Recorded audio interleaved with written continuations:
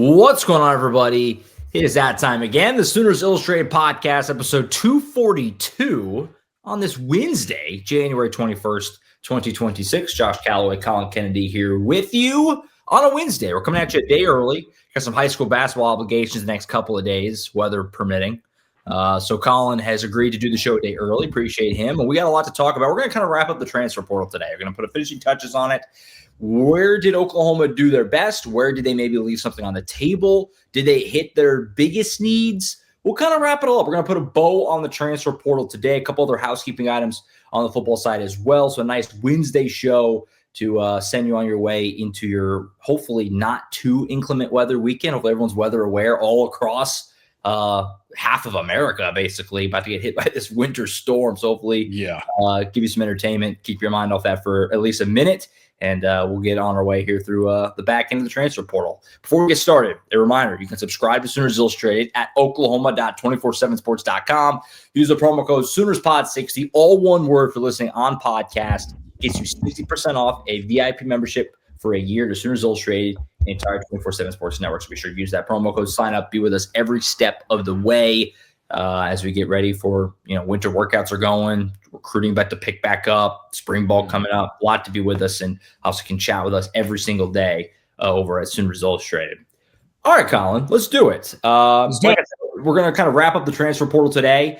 It seems like Oklahoma mostly pretty much finished there. I'll get your thoughts on that in a second, but did have a couple of housekeeping items we want to make sure we touched on real quick on the front end here. First being that Ivan Carreon is back. So we talked about this a little bit, that Oklahoma, obviously the entire 2024 class at wide receiver, all portaled out with Kearney and Raggins and KJ Daniels, and included in that was Ivan Carreon.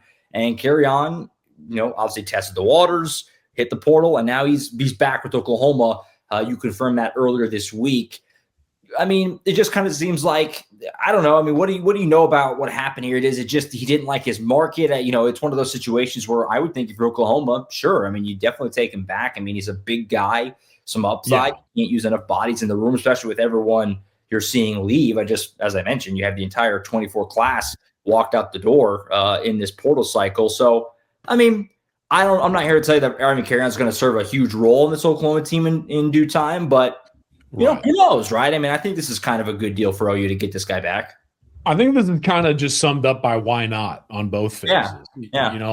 I think that Carreon went into the portal, and for some context, the other 24 guys, Zion Kearney goes to Wisconsin, Zion Raggins goes to Mississippi State, KJ Daniels goes to UAB. So these guys were landing at pretty solid programs. But Carreon, in my opinion, probably went into the portal, and I would assume, reading some tea leaves, making an educated guess, looked around and said, okay, how do I feel about this? And as time went on, as we know, Oklahoma was kind of in the market still for another receiver. And I think if you're Carreon, it's like, well, I can continue my development at a program that knows me. And if you're Oklahoma, it's like, why not continue to build up a guy who knows what is going on in-house. So I look at it like this, it's probably in Carreon's best interest right now to continue to build up his skill set behind the scenes. I think that Oklahoma is very excited about the opportunity to rotate him in a little bit more, because this is a big thing that I wanted to hammer home. Something that stuck with me out of the 2025 season, Josh, was like, whenever Ben Arbuckle or Brent Venables or some of these other coaches were asked about like those younger receivers, right? Mm-hmm. Some of the talk was like, oh, they've got to get bigger, faster, stronger, or like Zion Kearney. Some of the discourse there was he's got to continue to build his confidence because he's got the talent, but the confidence level has to be there consistently. They always kind of talked about Carreon and maybe a little bit of a greater light, like, oh, he's right on the cusp of doing some really special things. He's just got to put it all together. And knowing that, maybe arguably being the best case of the 24 haul to make an impact sometime soon, the opportunity to bring a guy like that back, an opportunity for him to continue that in-house momentum, whatever is there, I think that's tough to pass down. I just think this is a really sensible move for all involved. Yeah, like you said, why not? I think that's a really good way to put it. Right. If he wants to come back, and credit to Oklahoma being willing to let him come back. That's always kind of an awkward thing sometimes. And credit to him for wanting to kind of admit, like, can I come back? I'm sure that's an awkward conversation. I don't know exactly how that goes, but it makes it, like you said, they added a few guys in the portal. You got Satane to come back. You obviously signed 4 that are coming in your signing class. But you had a lot kind of coming and going. And so to get another guy who has been around, and knows Emmett Jones and knows, the offense, at least, this past season with Ben Arbuckle and John Mateer, I think there's some value there. So, getting Ivan back. And again, I'm not here to tell you that the guy's going to have a massive jump this year and be a huge part of this, but there's always been upside there. We saw it in the bowl game last year, the Armed Forces Bowl. He's a big dude. I know fans are always dying and clamoring. I know you've been asked a million times. I've been asked a million times. Could he move to tight end at some point? I don't think he wants to do that, but I mean, maybe. I mean, he does certainly is. Everyone looks at just the frame and is like, whoa, could he help them in that area? And maybe at some point that does happen, but like I said, I don't see any negative aspect of this for either party. I mean, for Carreon, he stays at OU, the place that recruited him in the SEC. And for Oklahoma, they get a guy who's been around that they know back for some depth purposes. So makes sense. Yeah. And I just want to say quickly, too, to reiterate something you brought up, because it's a great point. It should speak volumes as far as, number one, his ability to return in terms of what Oklahoma thinks of him. And it speaks volumes as far as Oklahoma being willing to bring him back, because not everybody gets to do that. You know what I mean? I don't know that there are a lot of other players out there who would have been able to do what Carreon just did. And through that, I think that kind of tells you what everyone believes this could end up being as far as this continued partnership. No doubt. No, it's a great point. As far as one other housekeeping item as well, Oklahoma actually did make another portal edition this week. Kind of flew under the radar. I'm not sure. There's probably people watching this show right now or listening that don't even know. They're learning about it right now. Benjamin McCreary, Incarnate Word running back, got added this week. Collin, what can you tell us? What do you know? I mean, what do you know about this? Whether it's what kind of a player he is, why Oklahoma added him, just anything. I mean, obviously, because again, I think most fans probably, and I'll include myself, don't really just know much about this. This kind of came a little bit out of nowhere. He just kind of it, and you obviously had the story on Sooners Illustrated, so our members have been aware for the last couple of days. They've been with us over at Sooners Illustrated, but again, what do you kind of know here about Benjamin McCreary, and what kind of purpose do you foresee this serving? Is it just strictly they want another body? Like, kind of explain the move here a little bit as best you can.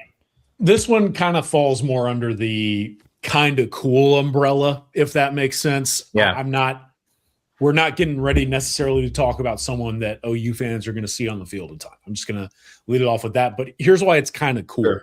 So Benjamin McCreary is the older brother of class of 2027 4-star cornerback commit for Oklahoma, McCreary. Yeah. So you are bringing in a family member of a highly rated 27 commit in that number 1 ranked class. So serves an alternate purpose, but there's familiarity beyond just McCreary with Benjamin. Benjamin actually camped at Oklahoma when he was a high school recruit. I want to say back in like 2021. I can't remember exactly, but he met DeMarco Murray through that exposure point. And so DeMarco knew Benjamin. Benjamin was looking for an opportunity to close out his college career and get a degree and get one last really good experience. Sure. And if DeMarco knows Benjamin, everyone else in the building knows who McCreary is and how important it is to retain his commitment long-term in that 27 cycle. It's kind of a perfect pairing here because Ben has one more season of eligibility left. To your question, this is probably a scout team back.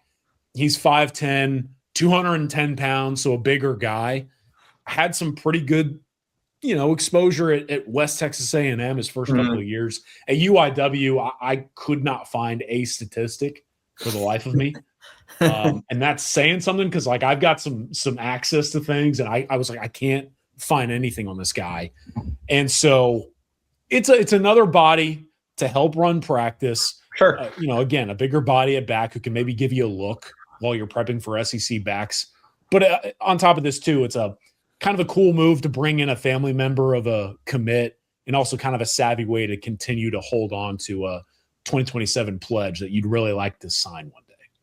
Sure. I mean, like you said, probably some semblance of familiarity here, at least maybe knowing the family a little bit with, since, it's like you said, you have Mikhail commit in 27. So, why not? Kind of same thing, going back to the carry-on theme. Why not? I mean, for Oklahoma, I think you like where your running back room is, obviously. But, hey, adding another guy, we talked about it a lot the last couple of years, how beat up this room has been. So even if it is strictly like a scout team thing, take a little weight off some of these dudes in practice. I mean, that alone might be something that helps, and who knows? I mean, you never know, right? I mean, injuries happen. We've seen the worst scenario on the injury side in 2024, and adding another guy who has been around a little bit can't hurt, right? So Oklahoma adds the running back there, and Benjamin McCreary this week. So I want to kind of wrap up the portal. First off, real quick, I mean, they are done, right? I mean, do you imagine anything else? I mean, I guess never say never. There could be one of these types of ads at some point, but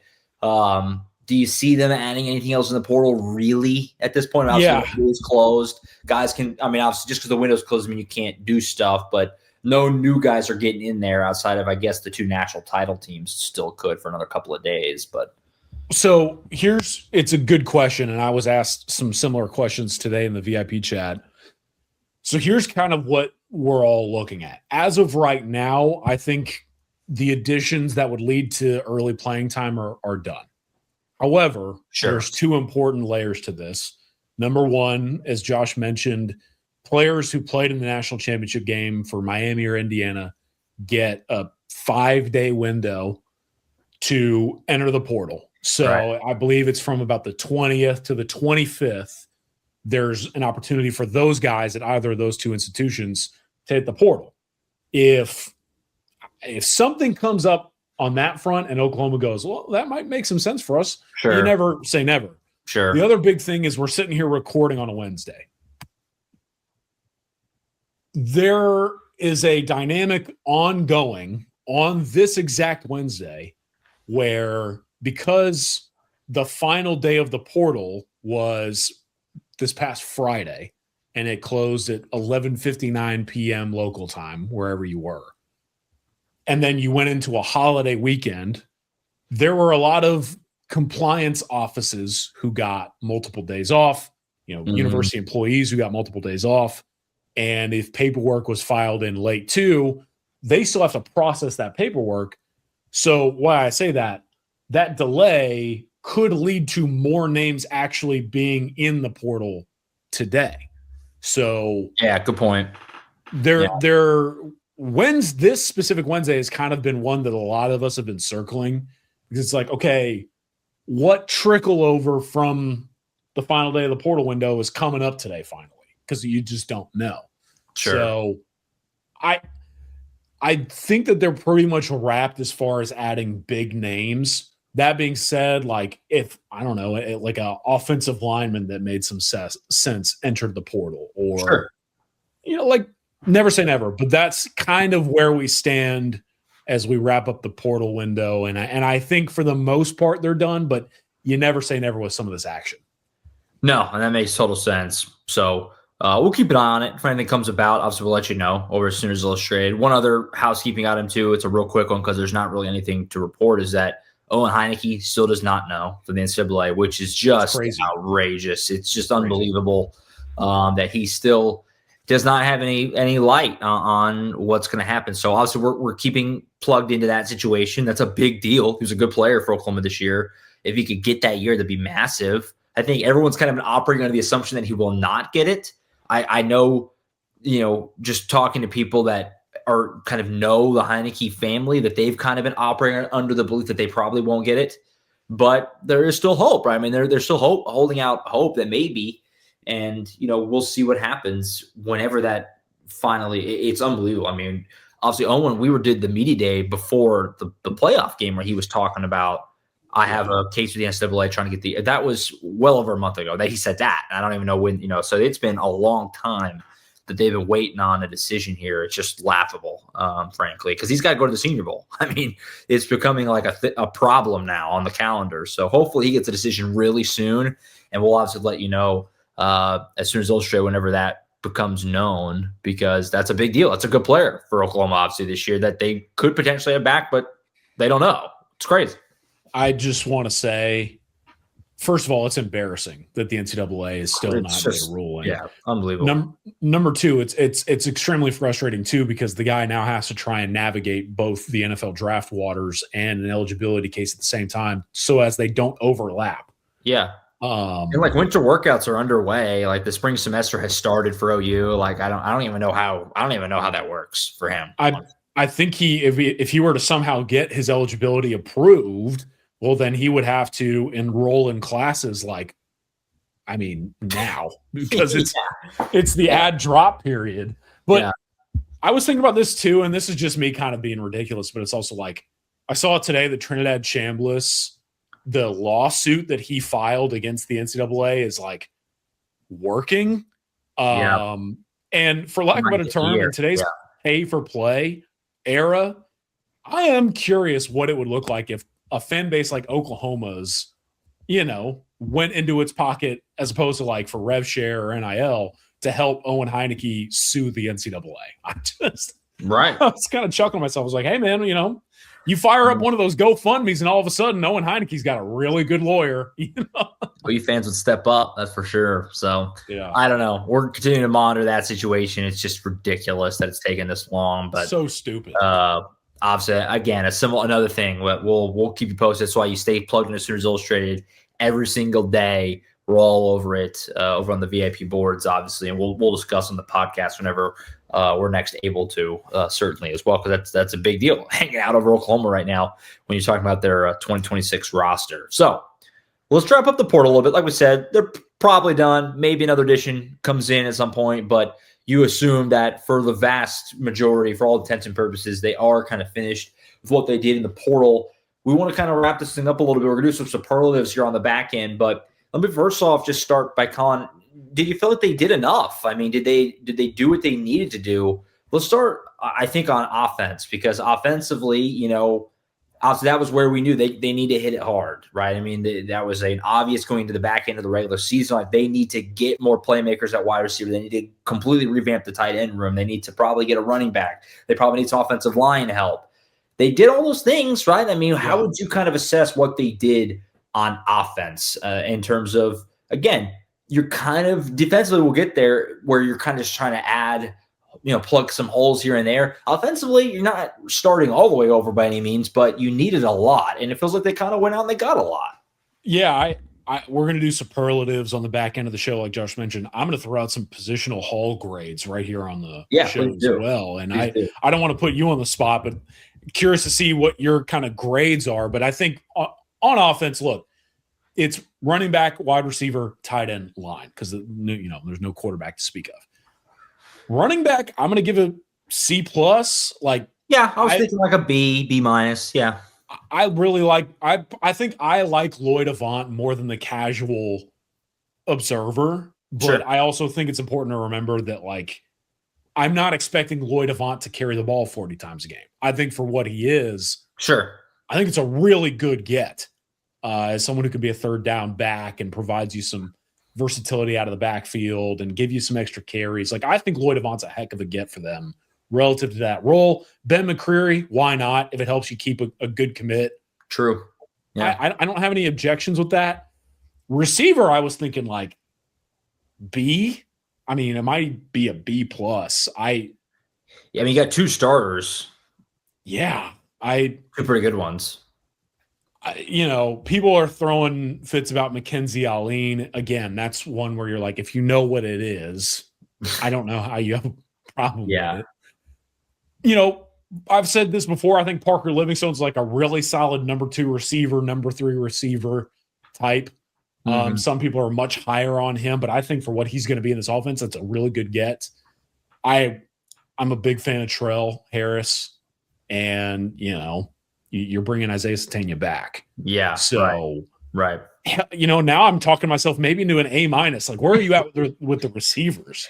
Yeah, no, I think I could see an A-. I mean, you got two starters. Terrell Harris, a guy who's really productive in the ACC. Livingstone, you take him from Texas, within the conference. And I want to give credit to a buddy of mine who made the very good point of, like, obviously, who was another team that was very much in on Parker Livingstone? That was Indiana. And I'll tell you what, after watching Monday night, Indiana, those dudes can play. They got receivers for days. So I'm not that we didn't already know Parker Livingstone is good and can play. We already kind of knew that, obviously. But the fact that Indiana, watching what they just did at the wide receiver position all year, but especially on Monday night, it's like, okay, if they said that's a guy that we want, kind of makes you feel even better about him. So, yeah, I mean, I think the wide receiver room is far improved from where it was a year ago.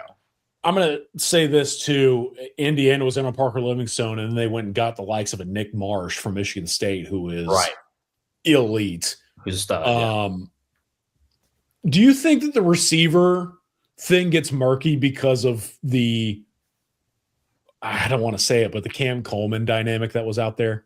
Yeah, for sure. I mean, I think fans had it in their head that they might spend money for a bona fide stud number one receiver, and that was not going to probably ever really happen. So, that's where it gets tricky. And you got Satania back. I mean, that costs money to do. And Terrell Harris wasn't cheap either. Parker Livingstone, not cheap either. Yeah. Yeah. So, I don't know. I think that's probably where it comes down. It's like, you see a Cam Coleman or a Nick Marsh or, throw out your favorite huge name of receiver. Is this Satania wide receiver one on the team? I mean, I feel like probably, right? I think he has to be, right? Right. I mean, the season he just had, I don't have time to pull up the tweet that I had, but at one point I want to say he had as many, he had like 5 games of 100+ yards and 1 touchdown. Yeah. Similar to a track of CeeDee Lamb. Like, yeah. And that was when he was really the only guy you had to plan for. And now you've got 3 plus the bunch that we're getting ready to talk about here in a second at tight end. I think I might have talked myself into an A-, Josh. Yeah. No, I think they needed to get some dudes there. I mean, you go get 2 starters, so that's that's pretty well done. And you didn't really lose anything. I mean, would you have liked to have kept a Giovanni Gibson? I'm sure. I mean, I'm sure that they probably knew the way that was going to go. But you did bring back a Jermichael Carter, which is nice. He did some nice things down the stretch of the season. And, I think that factors in when you kind of grade what they did in the portal is kind of what they were able to retain. And you have an Elijah Thomas coming back and a Manny Choice coming back, and you got Carreon back out. Like, I think they did a pretty good job at receiver. But tight end, like you said, that's the position that we knew was like objective number one, and hard not to feel like they did a really good job at tight end. I'm tempted to go A+. I really like Hayden Hansen. I watched some Rocky Beers tape last night. I mean, that dude's a football player, man. I might be talking about. He's like, I might be talking about him more. At least a C just by name. Yeah. And then you're like, oh, by the way, I think last season he set the Colorado State program record in touchdown catches by a tight end. Like, right. He's a dude. And then you got a younger guy. Yeah. Jack Van Dorsler, I covered a ton when he was at South Lake Carroll. He was on the same team as like Jacob Jordan and some of those guys back in the day. Jack Van Dorsler is like, I mean, the guy played defensive end in high school, has a swimming background, like really good athlete. And then you watch him and the pre-snap motion stuff Tennessee did with him. He can block on the perimeter inside.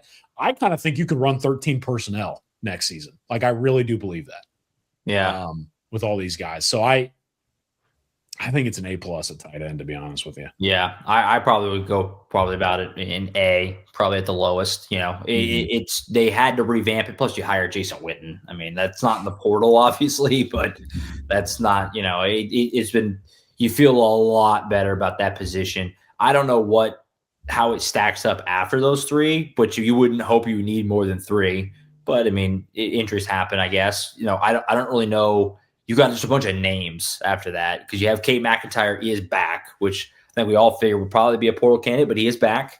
And then you have John Locke, who they added last year, who we never saw. He's still around. Also, Trey Washington going into year 2 for him is still around. Then you have the guys just signed. So, I mean, you feel like that position's in a lot better place than it was certainly the last several years, frankly. Yeah. You feel like they did a good job in the portal and, Jason Witten leading it. We'll see how that looks, but it's hard not to be excited about the position. What about offensive line? Kind of wrap it up. I mean, they had, obviously, we talked about it going into the portal when the portal first opened, that it was going to be kind of hard, right, to get big-time offensive linemen when you have 4 starters back, presumably, and then a 5th guy who, while not a starter, at the end of the year, Hito Zaida seemed kind of penciled in to be one. And so it was like, it's going to be hard to get guys that can really play for you. And they kind of still did that. I mean, Amarian Harris, a guy who can definitely start if needed, it would seem. Peyton Joseph, a guy who could probably play. You got a good backup center option with Nida. What do you think? How do you kind of grade out the offensive line? I feel like all things considered, pretty good. Pretty good. Yeah, I think I'm in like C+ territory. Maybe C.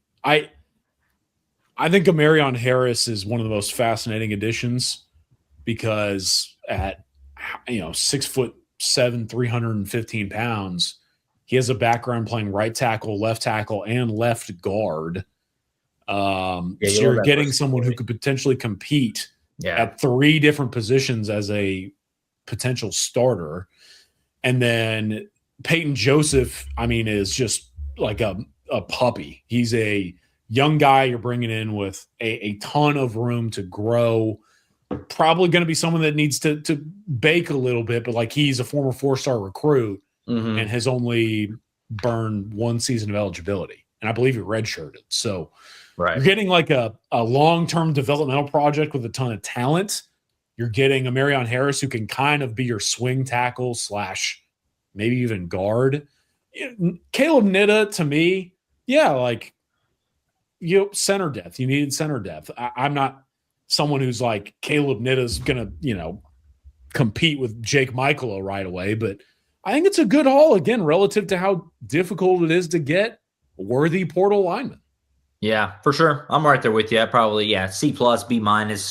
Could talk me either way. Like it's not a knockout of the park, but they weren't in a position to knock it out of the park, right? I mean, you have most of the position back. So like I guess you could argue that it could even be higher, considering that they weren't necessarily looking for like, we need our starting left tackle. Like that's not what they were in the market for, right? Yeah. So I think for what they were looking for, they did pretty good. So overall, offensively, hey, we knew they needed a lot. They completely revamped the tight end room. The wide receiver room, I feel like, is in a better place with 2 guys who are going to start. They went and added a depth running back. Obviously, at running back, they're kind of putting their faith in the guys they have in-house with X-Rob and Blaylock and then Jonathan Hatton coming in. That's what they've decided to do, which is fine. It just hope we'll see how it works out.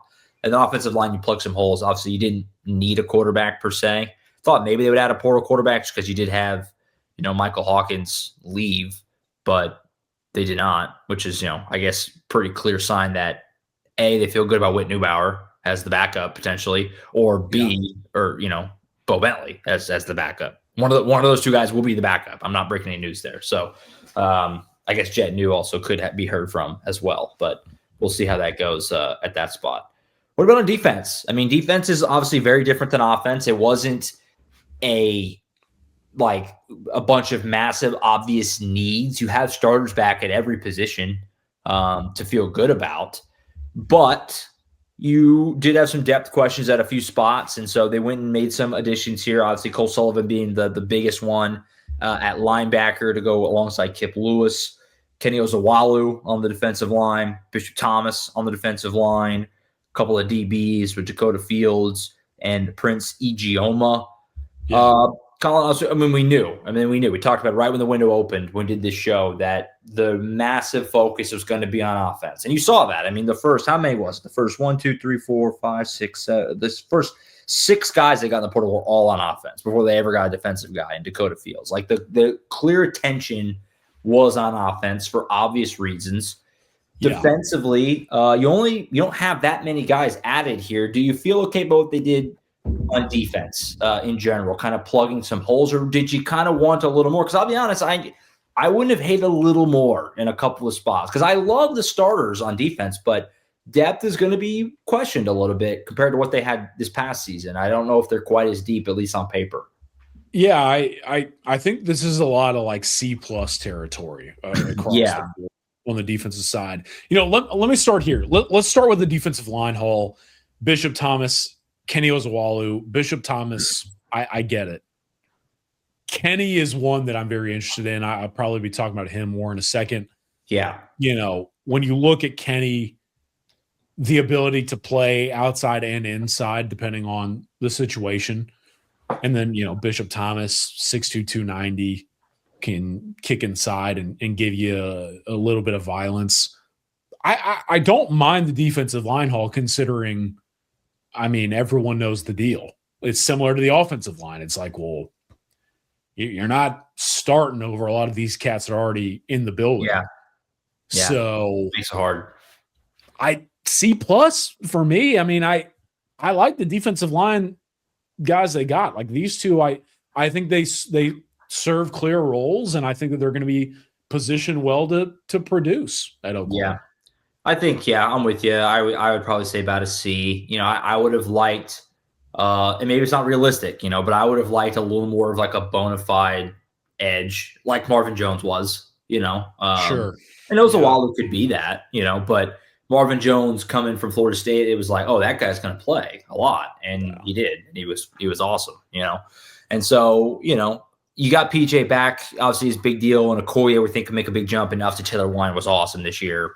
So I'm not like worried about the edge group by any means, but you wouldn't have hated another dude who could legitimately be a starter for you. I don't think Ozawalu was that, but maybe he surprises. And then D tackle, it's just we were so spoiled this year with Halton and Dominic Williams.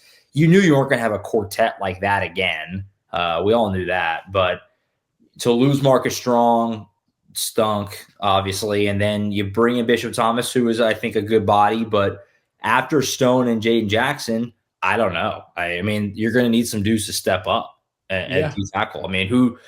If you had to take a stab at the Stone and Jackson are you're starting, but like who's behind them in the 2D? I don't know. Trent Wilson obviously is a guy they are excited about, but I think it's got to be Trent Wilson, Bishop Thomas, and I think that Kenny is kicking inside to like 3 technique on passing downs. That's where I'm at. So you're kind of like by committeeing the backups at D tackle, maybe, but the committee is certainly up for debate. Right. I like obviously they're still going to be good on the defensive line, but both Thomas and Ozawalu are guys who could be really good. But I don't know. You get what I'm saying, I guess. I'm not sure if the slam dunk guys, and I don't know how realistic that was really at the end of the day. But what about, linebacker, only one? I think maybe we would have thought multiple. The one they got is great with Cole Sullivan. I think everyone's very excited about Cole and how he fits into things alongside Kip Lewis. They need a linebacker because you had Kobe leave, and you had Omasigo leave, and Kendall Daniels is gone. And we talked all about the Heineke thing a minute ago. Are you okay with them only taking one linebacker? How would you assess that? Because again, the one they got is great. I'm very excited to watch Cole Sullivan play. But would you have hated more guys there? Because it's a lot of young guys there. Yeah, this is eerily similar to the cornerback movement from last portal window, where it felt like the entire offseason, okay, Oklahoma's going to go add more guys at this position group. And then they just didn't. Now, obviously, they, as far as linebacker in this portal window, they went out and kind of went all in on Cole Sullivan. And it's not hard to, see why. But I certainly would have probably welcomed another body or two. Now, the current buzz is that James Nest is going to be ready to assume more responsibility. And if you bring in Cole Sullivan and you have a Kip Lewis, and it's that on paper that's solid. But I probably would have liked one more. And I think it's also for me partially because, the Owen Heineke thing, right? I just feel like I don't want to say maybe there was some hope about Heineke or it's just tough. But I feel like when you lose Omosigo, Heineke, and McKenzie, only they will know how truly prepared James Nesta is to be that caliber of player relative to that group. And then, Cole Sullivan from there. And by the way, I should say this, Kendall Daniels plays a part of this discussion. I was going to say, too, because I don't know. I'm a little worried. Maybe worried is too strong a word, but I'm a little – who's Cheetah? Who's playing Cheetah? Because Kendall Daniels was unbelievable, right? He was so fun. Yeah. He was great. And it's like – I know they really like Reggie Powers there, but is he going to be like your – I don't know. Like, that's a spot that I don't know if it was really addressed. I'm not saying you can go just find Kendall Daniels in the portal because he's a freak. But that's one thing that I don't know. I don't know how that looks right now at Cheetah. Yeah. I personally, and this is kind of the other layer to this, I'm like, okay, I'm operating under the assumption that Reggie Powers is going to be the starter at Cheetah next year. Sure, and that makes sense. But who's with him? I am also of the mind of, I think maybe a Cole Sullivan has the ability to play some Cheetah, maybe. Okay. But if he's playing some Cheetah maybe on early downs, who's playing linebacker? And could Marcus James do that? Is he athletic enough? I mean, I know he played a little offense at Carl Albert, so I don't know. These are questions that will be ironed out. I'm very curious to see who's working at Cheetah when we get to spring ball here in a month and a half. Who do they got over there? And then the secondary, they didn't add a ton. Ijeoma, we talked about him a little bit, Tom and I did on Monday. Do you know, is he more of a corner or more of a safety? Because they didn't. Yeah, more corner. Corner. Okay, so they didn't add a safety then, obviously, on paper. Because it's just him, Dakota Fields.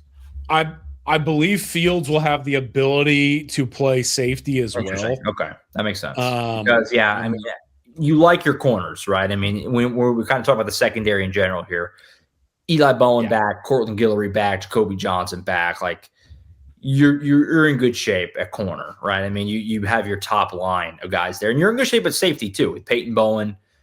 Certainly we mentioned Reggie Powers and Boganowski, and Omarion Robinson is climbing the ladder. You also have a Jeremiah Newcomb floating around who was getting a lot of buzz in fall camp last year, remember, before he got hurt. So he'll potentially factor in. He could be a Cheetah factor, certainly as well. But for you in the secondary, they didn't really go get anything crazy. They didn't need to because they have a lot of big pieces back. What do you think of what they did in the secondary with Ijeoma and Fields? Did you like more? So starting with Ijeoma, and I just looked up, he is definitely a outside corner at 6'3", 395 pounds. Yeah, and played close to 400 snaps on the perimeter. I think Ijeoma is not necessarily one that I'm sitting here selling you on the future or an immediate impact, especially because, again, the bodies they already have in that corner room, beyond Cortland Guillory and Eli Bowen, as you mentioned, the Jacoby Johnsons of the world, maybe a Jeremiah Newcomb. Ijeoma is probably a helpful depth piece. Dakota Fields is where I'm really interested because I think he can play corner. I think he can play safety as well. Mm-hmm. But the bottom line here is he's still kind of an unknown commodity, and I might be talking about him more here in a second. But in 2025 he played 38 snaps at corner, right? And that's it. And then and as we know, he just silently left. So the DB haul for me, the linebacker group, I should say, for me, the grade is probably another CC plus, especially because I think they think really highly of Cole Sullivan. DB for me is I don't even know how to grade it. Maybe C minus to D plus. Yeah, it's hard. Yeah. I don't know, but that's the thing is it's do I bump the grade up to a C plus because they didn't really need a defensive back? Mm-hmm. I don't know the answer to that question, to be honest with you. So it's defensively, it's interesting because again, now they needed a lot and we knew the focus was going to be on offense, but they got, on paper, one starter on defense. Now, some guys who are going to play, we assume Bishop Thomas is going to play, and we think that Kenny Ozawalu is going to play, but only one guy who we would pencil in as a starter right now in Cole Sullivan. Whereas on offense, I mean, you got your top 3 tight ends, 2 of your 3 receivers. Amarian Harris can maybe start. You know, we think Lloyd Avant will have a role. Like, a lot of these guys are going to play. Whereas on defense, you know, not as much, which they didn't need as much. I mean, obviously. So it's a little different conversation completely on that side of the football. So let's get some superlatives. We'll do this kind of borderline rapid fire, just, 1 or 2 minutes on each thing here, just to kind of wrap this up, kind of give our final thoughts on this as we kind of close the door on this portal cycle. Let's just go with the obvious right away. The biggest get for you, the one that Oklahoma, they had to have, and they went and they did it. What's the obvious biggest get for you in this portal cycle for Oklahoma?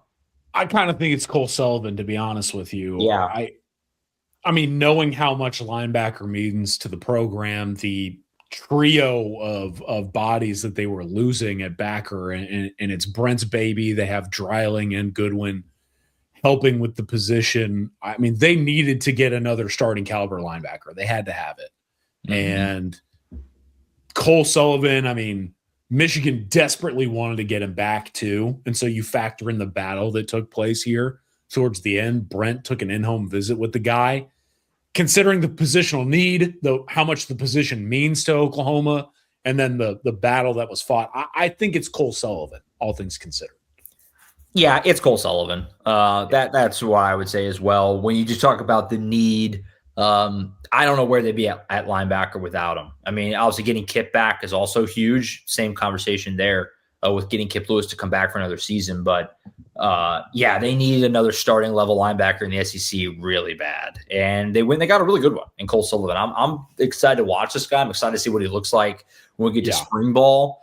Some of the comparisons I've seen of like what kind of a player he can be are exciting, and obviously the way that Oklahoma has had linebackers under Brent Venables, and certainly the brief history of Nate Dreiling this past year with the guys that are exploded like Owen Heineke, it's exciting. I'm really pumped to see Cole Sullivan. I would agree he's the biggest get. If you want me to throw out another one just for the sake of a conversation, probably Hayden Hansen, because you need another starting tight end. Comes from within the SEC, can actually block some people and move some people around. And I've been kind of on this thing again. I'm not thinking that Hayden Hansen's going to have 1,000 yards, but I think he might have a sneaky better receiving year, especially in the red zone. Absolutely. Than people are maybe giving him credit for. Because I know the numbers don't blow you away at Florida, but I think in the red zone, Ben Arbuckle is going to scheme some stuff open for this guy. I think Hayden Hansen will be heard from in the red area quite a bit. So I would say him if you maybe pick another one after Cole Sullivan. My other one was probably going to be Hayden Hansen, because you're talking about a 20-plus game starter in the SEC and a guy that, number one, fills the need they had, not just at tight end, but they desperately needed somebody who can block at the point of attack. Like they showed you all last season, they want their tight ends to block, and Hayden Hansen's going to be able to do that. So they fit a need within the need. But then I keep saying this, like when you watch Hayden Hansen on film, he is far more nimble than 6'8", 270 should be. Yeah. And I like him as a safety blanket type of option in the receiving game. So I think it's Hayden Hansen. And then the honorable mention quickly for me is honestly Trell Harris. Because I think they desperately needed someone to garner attention away from Isaiah Satania. And you got a bona fide number 2 receiver who was one of the best in his conference. Mm-hmm. Right. You wanted to get more dynamic at receiver. You want another potential like 1A. I think Trell Harris or even a Parker Livingstone is in that conversation. No, I'm right there with you. Most excited about. I'll start just because you led me right into it. It's Parker Livingstone for me. I'm pumped to see this guy. We obviously we watched Texas in person once when they play OU, but I watched Texas play Ohio State. I watched Texas, play some of the other games throughout the year. Obviously, they're always a point of interest for us within the SEC, but also obviously down the road, Oklahoma's biggest rival. I always liked this guy. He was always just when you talk about just sure-handed. You mentioned safety blanket. That's what I kind of see for Parker Livingstone, and I think he's got a chance. We'll see how it all shakes out, but I think he's got a chance to be a very popular guy at OU. Among the fan base, I think he's going to be one of those types of dudes that comes up big a lot and kind of like he may not be the most talented, like Satani and Trell Harris may be both more talented and probably have better numbers at the end of the year. But it feels like Parker Livingstone is going to be good for a handful of really big moments and big catches and big spots over the course of the season. And look, I'm excited to talk to him at some point because I get the impression, I never met the guy, but I get the impression that he will be kind of willing to be open about what happened at Texas. And I feel like there's a little bit of a middle finger here to Texas going over to OU. Like, I think that was part of the equation for him was like, I kind of want to go to OU to stick it to Texas a little bit. And like that's fun, so I'm pumped to watch this guy. I think Parker Livingstone's going to be a really fun guy to watch this season. Yeah, I am going to be kind of in some trouble if Rocky Beers does not play to the level in which I need him to. I'm so excited about Rocky Beers. Yeah, he's a fun one. He's a fun one. Number one, the name alone, the possibilities here for when he scores. I mean, are we doing like the Stone Cold Steve Austins in the stands if he... Danny Stutzman used to do it, so the precedent has been set. Like, if Rocky Beer scores next season, is there beer flying everywhere at Owen Field? I'm kind of down for that. You know what I mean? And I'm watching him on film, and I'm like, this guy he's moving for 6'5", 250. He's moving. And the fact that he's coming to Oklahoma, I'm a big fan of Reagan beers. That's really cool, in my opinion, to see this like family dynamic thing work out. Sure. The other layer to this is kind of like what I talked about with Hayden Hansen, the need within the need. They needed someone who can block at tight end. They need someone who can be a dynamic receiving threat. The guy just broke the program record at Colorado State for tight end touchdowns. And when you watch him, it's like Colorado State was like throwing him quick passes and letting him go to work. And then they're calling deep balls and he's striding downfield. And I think he's going to give them a receiving threat at tight end that maybe they haven't had in a little while. He's got to translate to the SEC, obviously, but from the name and the family connections to just like who I think the player can be for Oklahoma, I'm just super excited to see Rocky Beers in Norman. One of the greatest names to ever come through this program. It's really exciting. I'm excited to watch him too. He definitely feels like one that, like Livingstone, can be a fan favorite pretty quick with the name and the jersey. And obviously the fan base really loves Reagan Beers and that family. So I'm with you. That's a really good pick. I mean, dude, can I just quickly say, you know how at Ole Miss baseball, they throw the beers up if they hit the home run into the right field? Can we get that in Owen Field? Like if Rocky Beer scores, everyone throws their beer in the air. Yeah. If you convince OU fans to go wait in a 30-minute line to get another one, but maybe. For a $20 beer. Yeah, maybe. What about under the radar? This is a good combo because, obviously everyone knows the stars, the guys who are obviously going to play and have a big role. What about under the radar guy for you that, maybe isn't going to grab the headlines, but could very well be in the mix and you could see being a good player for Oklahoma, whether it's this year or down the road? So I was going to go Jack Van Dorsler here just because of my familiarity with the player, but I don't want to get yelled at for saying all three tight ends, basically. I'm with Kenny Ozawalu here, in my opinion. Yeah. I feel like, when I watch him, you're getting a defensive lineman with multi-sack production, versatility at 6'4", 270. I'm watching this guy. He's got some heavier hands. I think he can bend a little bit. Him as a 3 technique in my eyes on passing downs is fascinating.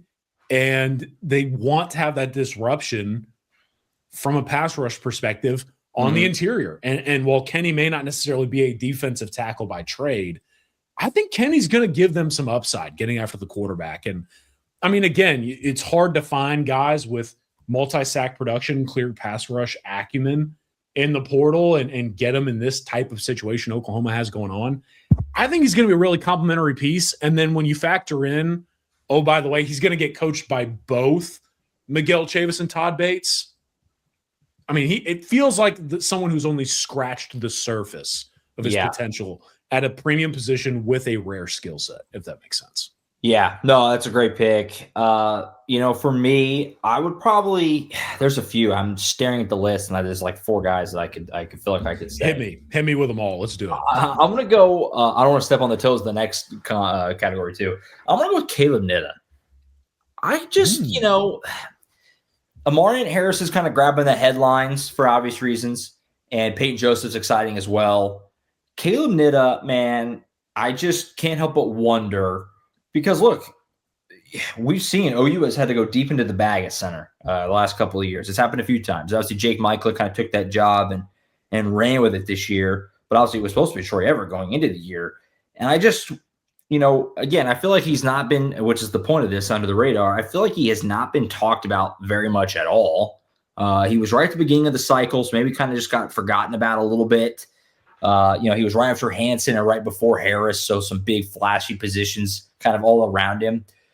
But we kind of build him as like they need another center, they need a backup center. But like this guy, man, it wouldn't shock me, and I'm not here to tell you he's going to take the job from Michael necessarily, but I just wonder if there's going to be a little bit of a push, a little bit of a give and take there once we get into camp, and you hear about this guy maybe making a real run for that job. And who knows? I mean, if the season starts off and we know that they like to swap guys in and out. Could there be a war where Nitta just kind of takes some snaps away? And obviously, if Michael gets hurt or something, that's always, but I don't know. When you talk about under the radar, I feel like Caleb Nitta has been very under discussed relative to there's a real world where he plays a lot.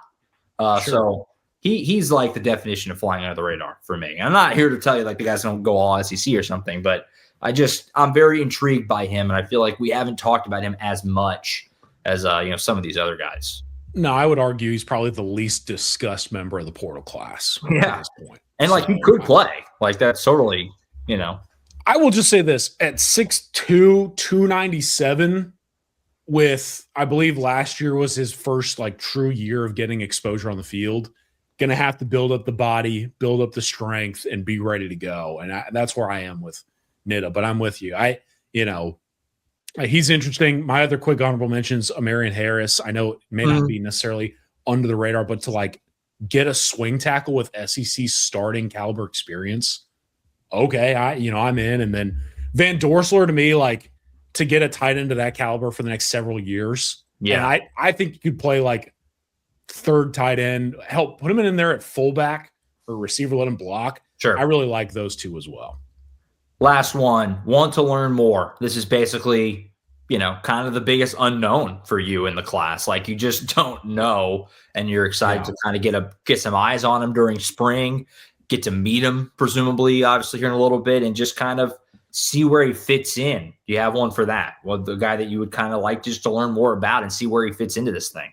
Nitta was one for me that I considered. I think there are a few honorary mentions, but I think the resounding one, in my opinion, is Dakota Fields. Yeah, that's what I was thinking too.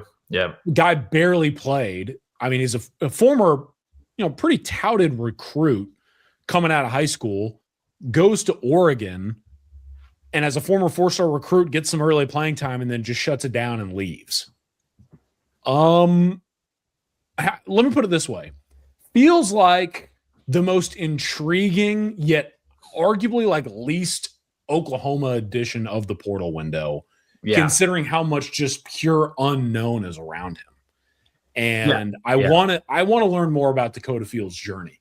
I would like to hear him tell his side of the story. And because he's a former top 150 overall recruit who barely played before leaving a program, what is this guy going to give me a defensive back? Because if it hits, he can really hit. But considering what's transpired to this point, I don't know what's going on with Guy. Where is he going to play? It's Dakota Fields for me. Yeah, no, I agree totally. That's kind of where I was thinking about going as well. I mean, he, like you said, highly recruited. You're getting it from another powerhouse in Oregon. And yet we haven't really seen him play that much. And we also don't really know where he fits in. We kind of look at this thing and it's I don't know. Could he have a real rotational role this season, or is he more of a project guy? That's what we're talking about. I want to learn more. I really don't know. He's a big question mark. So there's a lot of upside there. I will add too, just to say a different guy, Bishop Thomas for sure is one, because this is a dude who's bounced around. He's an older guy. Obviously, he comes from Georgia State, but he was at Colorado before that, at Florida State before that. We talked about it earlier, defensive tackle room. This guy might be your DT3. Like that is on the table. I would say it's even probable right now. And I don't feel like we really know all that much about him. Now, he's played football, unlike Dakota Fields. He's played football. He's played a lot of games. But I'm just very interested to get to spring ball and to see this guy and look like, does he look like an SEC D tackle like they had last year to fit in? Because, again, it feels like after Stone and Jackson, there's a lot of unknowns in that room. And now you have full faith in Todd Bates to find the right guys and to develop the right guys. But that's one that I feel like if we get to spring and you watch that dude and you're like, whoa, he looks the part, you feel a lot better about Oklahoma, especially on that defensive line, obviously. So he's one for me that I think would certainly fall into the excited to learn more, excited to see in pads actually on the field here in 6 weeks or so, 6 or 7 weeks. I think that's it. I'm with you. I think we did it. We covered it. The portal is over. How do you feel about it? Do you feel rest? Did you got through it? And how do you feel about there is no spring window? I feel like we're going to get to the end of spring ball and be like, all right, but there's nothing. It's weird. I mean, I'm not opposed to that. No, I'm not either. It makes sense. It was always crazy. You could go through spring practice, then lose a bunch of players. Makes way more I was legitimately sitting there the other day after the portal window closed, and I'm like making some phone calls. I'm like, this is the team. I got a vacation in February. Like, signing day is still a thing, quote unquote. Like, I don't know, but I'm excited. Hey, can I hit you with something on our way out here? Because I think Oklahoma fans might be pretty interested in this. Sure. Tony Garcia, Detroit Free Press. I just saw this. Yeah. We have to talk about this, right? Michigan football's Taylor Tatum, who transferred in from Oklahoma and was the #1 running back in the class of 2024, will begin his career in Ann Arbor with the Wolverines. In the safeties room, I'm told, he could move back to running back or see time there, but he will, quote, start out at safety and go from there. Where are you at with this? I just don't know what happened with Taylor Tatum. I don't understand what happened. I mean, this is a guy that he's not playing baseball anymore. He's the #1 running back in the class, did some really exciting things as a true freshman at OU, had the fumbling problem, but he clearly was like electric. I mean, we saw it. We saw a flash of it, and he didn't play at all this year. Even when he was healthy, they wouldn't use him. We went to the one practice before the playoff game, which is over at Everest. We only got to see like 10 minutes. And he was with the secondary guys, which we all kind of joked about. We didn't really make much of it because it was kind of like, I don't know, maybe they just needed a guy over there. I mean, who knows, right? But I don't know. What a weird story. I'm pulling for him. I mean, hopefully it works out, but that's startling. This is a guy that was, #1 running back 2 years ago. It's not like he's old. It's not like he's a canic, like he's given it years and years at a position. He's like, I got one last shot. Let me see if I can. I mean, he's still a young guy. I don't know. I actually ended up getting a few texts from some sources while we're here on the air about Taylor Tatum. And my early takeaway from some of this stuff is like, don't be surprised if this guy kind of just has a complete reset of who he is as an athlete. Like, I don't know if he's playing baseball at Michigan. I guess here. That's something. Yeah, he wasn't here. So he might. Yeah, so but I guess from what I'm gathering, and again, this is just me reading some text messages, but like that might be a possibility again. Sounds like he just might be entering a complete remake of who he is. And I'm wishing him the best because it's strange. It is very strange. On that note, too, I've been asked by our VAP members before. People are curious. James Nesta also not playing baseball anymore. Full focus on football. Maybe that changes at some point. I don't know. But obviously, OU baseball season is set to start here in just a few weeks. He is not on the official roster for OU baseball. Focus is fully on football. We mentioned earlier there is a belief that he could play this year for OU. I'll say at linebacker. So, yeah, I know. I've been asked about that a couple times as well. So, the two-sport thing, it's so hard. It's so hard. It's almost like no one is Kyler Murray. No, you have to be insane to pull it off. Like Kyler Murray is a one-of-one type of athlete. He could pull it off. But it's so hard. It's so hard. I mean, you got spring ball is during the season for baseball. Fall ball for baseball is right during the football season. Like you're constantly playing catch up on both sports. I think that really hurt Tatum here because he was doing both for a while. But yeah, so I know I've been asked about that before. So a little cleanup there. I think that's it. Appreciate everyone being with us a day early. Appreciate Collin for being with us a day early. We'll be back next week. Tom and I will be back on Monday. We'll hit some other team stuff. Winter workouts are getting going, so I kind of dabble in that convo a little bit as that gets rolling on the football side. We'll probably talk about hoops, I guess. It's very sad over there right now, but we'll recap the latest there as well. Big recruiting show with Collin next week, Junior Day weekend next week. So we're going to have a lot to talk about on the recruiting side as we'll kind of set the table for all the guys that are coming into town. Very big visit weekend for Oklahoma next week. So we'll have a lot to talk about with Collin and I on that side of things next week. So be sure to tune in for that. And, of course, be sure to subscribe. Be with us every step of the way over at Sooners Illustrated. Use that promo code, SoonersPod60. All right, I think that's it.